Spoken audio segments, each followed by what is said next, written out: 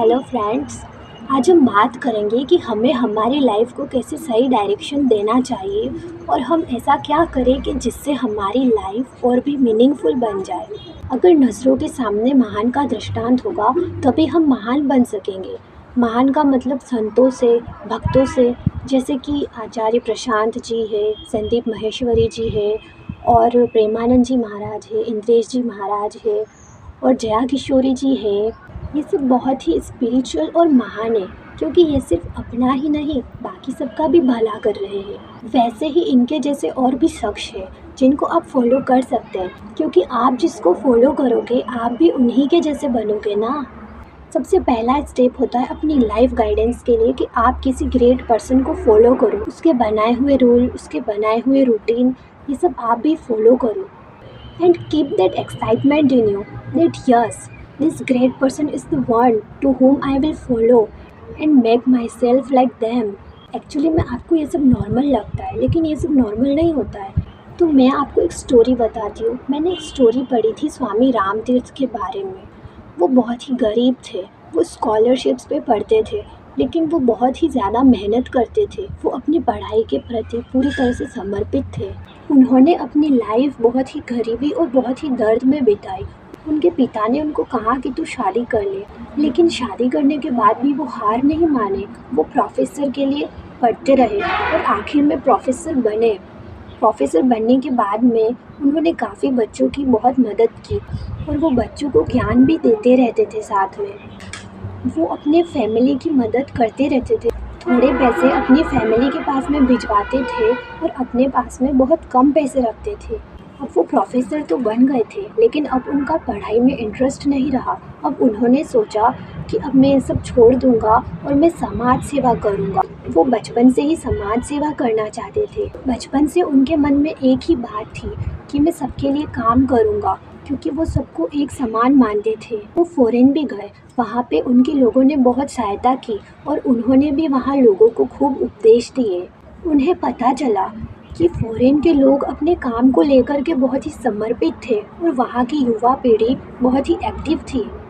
उन्हें वहाँ की एक ही बात पसंद नहीं आई।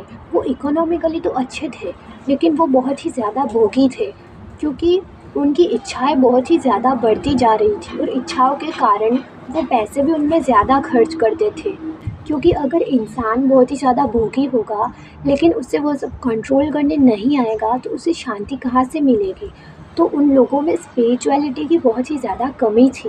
उन्हें वही बात पसंद नहीं आई। उन्हें मालूम हुआ कि इंडिया के लोग तो आलसता के कारण पीछे रह गए हैं। अगर आलसता नहीं होती तो हमारे जो इंडिया की यंग जनरेशन है वो भी काफ़ी आगे होती और हमारी जो इंडिया की इकोनॉमिकली कंडीशन है वो भी बहुत ही अच्छी होती, क्योंकि यंग जनरेशन ही वो होती है जो अपनी इंडिया की इकोनॉमिक कंडीशन को अच्छा करती है। तो ऐसे ही उन्होंने विदेश में भी कई लोगों का कल्याण किया और वहाँ भी बहुत लोग उनके कारण अध्यात्म के क्षेत्र में आगे बढ़े। जब तक हम सब में एक ही एलिमेंट को ना देखने लग जाए हम बहुत ही पीछे हैं, क्योंकि दूसरे लोगों को खुद से नीचा समझना यानी कि खुद से ही नफरत होना। मुझे पता है आजकल के लोग ज़्यादातर इस फ़ोन की दुनिया के चक्कर में अपनी असली दुनिया को तो भूल ही गए हैं। मैंने अपनी पहले वाली वीडियोस में भी कहा है कि अगर आपको लाइफ में कुछ करना है तो आप इस फ़ोन को अपनी लाइफ से निकाल दीजिए। जब तक आप अपने इस फ़ोन को अपने आप से दूर नहीं कर पाओगे कि it equals to no importance till you have something to learn in it, it will waste your time, your talent and your life. आप अच्छी बुक्स ऑर्डर करवाइए, उन्हें पढ़िए। हर किसी के घर के मंदिर में स्पिरिचुअल बुक्स होती है। अगर आप अपने मंदिर में जाएंगे और आपको वहाँ बुक्स दिखे तो आप उन्हें ज़रूर पढ़िए।